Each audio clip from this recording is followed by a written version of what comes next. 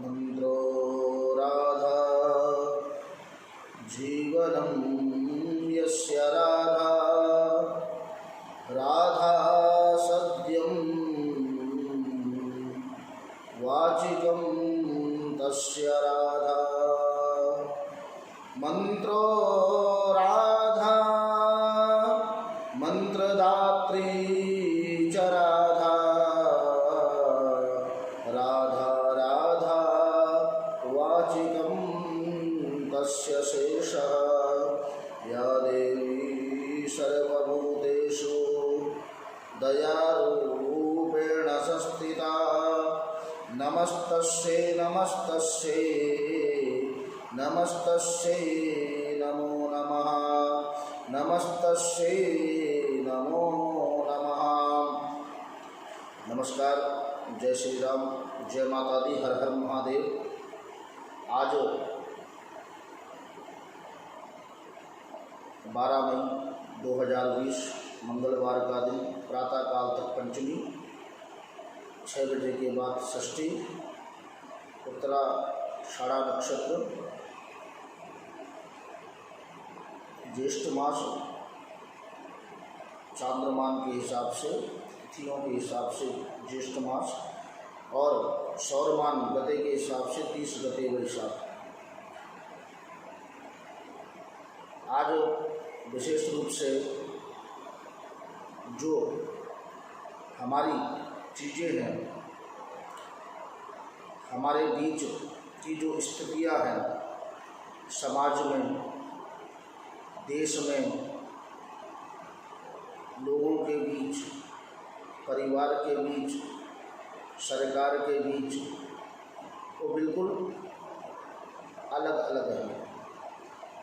एक मत के अनुसार, एक स्थिति के अनुसार कोई नहीं चल पा रहा है।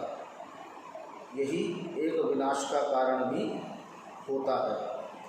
पहले के ज़माने में एक राजा, एक ब्राह्मण, एक मंत्री, एक विद्वान ऋषि, उनके द्वारा कुछ निर्णय लिए जाते थे और वही निर्णय पूरी जगह पे चलाया जाता था। पूरी जगह पे उन्हीं निर्णयों के द्वारा चीज़ें चलती थी और उस समय इसीलिए शांति, भक्ति, शक्ति, हर चीज़ प्राप्त हो जाती थी। परंतु इस समय लाख मुख है, 1000 दिमाग हैं, 100 हाथ हैं, करने वाले 2 हैं। तो इस अवधि में कार्य कोई संपन्न विशेष रूप से नहीं होता है और केवल समझाने और समझने से कार्य नहीं चलता है। उस पर आपने अमल भी करना होता है, आपने ध्यान भी देना होता है। ये नहीं कि किसी ने बोला, हमने एक काम से सुना, दूसरे काम से निकाल दिया। किसी ने मुझे कुछ कार्य दिया, मैंने आगे दूसरे को दे दिया। जब तक ये चीज़ें चलेंगी तब तक हम आगे बढ़ने में सक्षम नहीं होंगे। और जब भगवान ने अर्जुन को गीता का उपदेश दिया,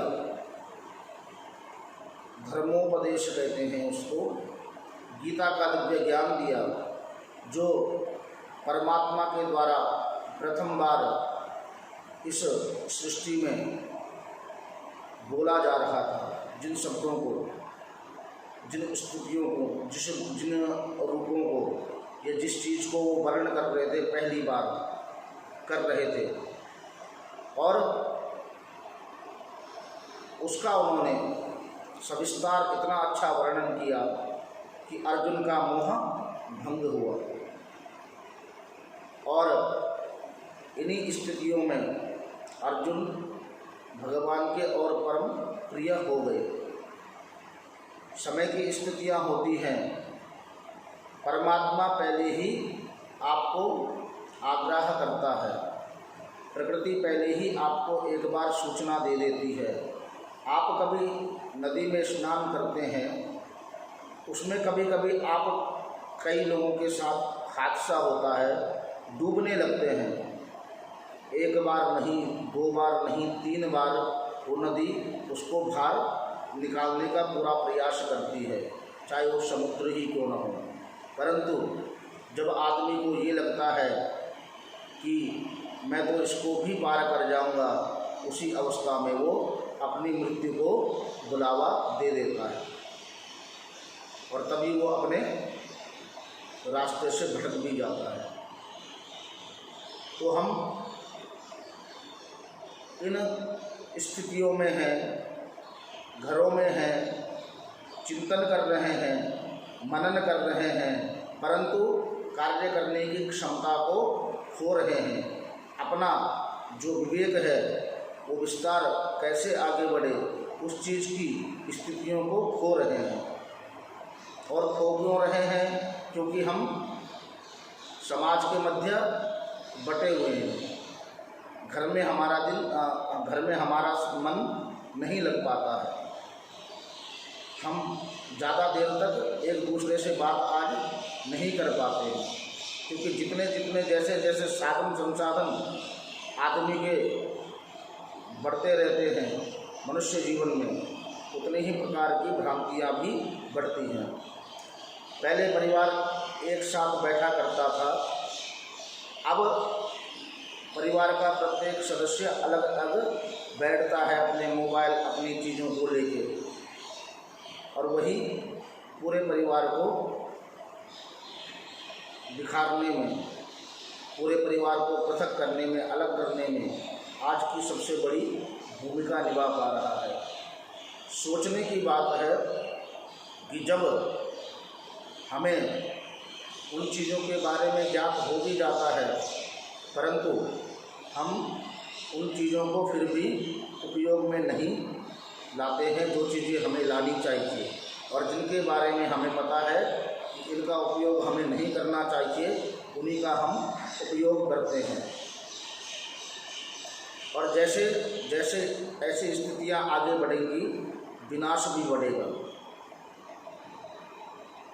दंड भी मिलेगा और मनुष्य और ज़्यादा भयभीत होगा, क्योंकि हमने अपनी चीज़ों को, अपनी अवस्थाओं को, अपने मार्गों को बिल्कुल खो दिया है, पृथक कर दिया है। हम कोशिश ही नहीं कर पा रहे हैं कि हमें करना क्या है और हमें चाहिए क्या। मनुष्य को समझाया तो कितनी बार जाए। इससे बढ़िया एक पशु होता है जो एक समय पे नियंत्रण में आ जाता है, परंतु इस समय के जो मनुष्य हैं उनको कितनी ही बार आप समझाओ, परंतु वो मानने के लिए बिल्कुल तैयार नहीं होते हैं। क्योंकि हमारी अपनी चीज़ें खत्म हो गई हैं। हमारा ज्ञान, हमारा संस्कार, हमारी संस्कृति, हमारे संबंध, हमारा आत्मविश्वास, ये सारी चीज़ें आज बिल्कुल प्रायः लुप्त हो गई हैं। इन्हीं चीज़ों को आपको ध्यान में रखना है और इन्हीं चीज़ों को जब आप अपने अंदर पुनः लाओगे, तभी आप समाज में आगे बढ़ने के योग्य होंगे और आप अपने आप को बिल्कुल अलग और स्वच्छ पाओगे। भक्ति करने के लिए मन का और तन का पवित्र होना जरूरी है। तन को एक बार ना भी हो, पर मन बिल्कुल पवित्र होना जरूरी है। यदि आपको अपने परमात्मा को प्रसन्न करना है, उसके प्रति आपको ऐसे समर्पित होना है जैसे आप किसी वस्तु या विषय के लिए अपने आप को समर्पित कर देते हैं। अपने लक्ष्य जैसे आप भेदने में कामयाब होते हैं, चाहे वो शिक्षा हो, बिजनेस हो, पैसा हो, किसी भी चीज़ के लिए जैसे आप उस चीज़ के पीछे भागते हैं, उसी प्रकार आपको जिस परमात्मा की, जिस देवता की भक्ति करनी है, उसके पीछे उसी प्रकार आपको भागना पड़ेगा। क्योंकि इस समय हमने वो रास्ते बिल्कुल बंद कर दिए हैं कि परमात्मा हमें आसानी से मिल जाए। क्योंकि हमारे मन में थोड़े समय में 4 सवाल उपस्थित हो जाते हैं और वही सवाल हमें उन परमात्मा से बिल्कुल पृथक अलग कर देता है, क्योंकि विश्वास खत्म हो जाता है। आप बिल्कुल स्वच्छ मन से पवित्र होकर पूजन करें। कोई गुरु का मंत्र है उसका जाप करें। किसी परमात्मा की सेवा करते हैं, उनकी सेवा करें। हनुमान जी की पूजा करते हैं, करें। शंकर जी की करते हैं, बिल्कुल करें। परंतु कब करें? जब आप अपने मन को और तन को स्वच्छ रख पाने में सामर्थ्यवान होंगे। किसी ने बोला हाथ जोड़ना है, तो किसी के बोलने से नहीं जोड़ना है। किसी ने बोला है कि आरती करनी है, तो किसी के बोलने से नहीं करनी है। आपके मन में पहले से ही वो चीज़ आ जानी चाहिए। और इस समय जैसे जैसे समय आगे बढ़ रहा है, चीज़ें भी बढ़ रही हैं और इस समय हमारी जो घर की चीज़ें हैं वो कमज़ोर सी हो रही हैं। परंतु इस समय ही हमें विशेष रूप से धैर्य रखना है। इस समय ही हमारा सबसे पृथक समय चल रहा है, बिल्कुल विच्छेद वाला, मन से भी और तन से भी। क्योंकि सभी चीज़ें सरकार आप तक नहीं पहुंचाएगी। चाहे वो हमारे कितने केस हुए हैं उस बारे में, चाहे कितनों की मृत्यु हुई है उस बारे में, चाहे और भी कई सारी चीज़ें हैं। क्योंकि सरकार वो चीज़ें आप तक पहुंचा के आपके अंदर और ज़्यादा घबराहट नहीं लाना चाहती, आपके मन को और ज़्यादा विचलित नहीं करना चाहती। तो आप समझें, स्थिति और विषय दोनों ही गंभीर हैं, उस पर भी ध्यान आपको देना होगा। और जब तक आप उस पर ध्यान नहीं दोगे, उस बारे में नहीं सोचोगे, वैसा कार्य नहीं करोगे, तब तक आप अपने आप को सुरक्षित नहीं रख पाओगे। और घर में जितना ज़्यादा हो सकता है उतने ही ज़्यादा आप घर में रह के ही भक्ति करें। जो भी चीज़ें करनी हैं आपको इस समय, कुछ समय तक के लिए घर में ही रह के करनी है। ज़्यादा लंबा समय नहीं होता, परंतु हमें लगता लंबा है। आप कुछ समय करके देखोगे तो आपको मैं विश्वास दिलाता हूँ, जल्दी हर एक चीज़ अच्छी होती नज़र आएगी। तो अपने घर में रहें, सुरक्षित रहें, स्वस्थ रहें, वृद्धों का सम्मान करें, जनादेश का सम्मान करें, असहायों की मदद करें, प्रभु का नाम चिंतन मनन करें और विशेष रूप से अपने मन को साफ रखें, अपने तन को मजबूत करें, स्वच्छ रखें, अपने विवेक को आगे बढ़ाएं। आज के लिए इतना ही। धन्यवाद। नमस्कार। आचार्य दीपक उनियाल। जय हिंद, जय भारत।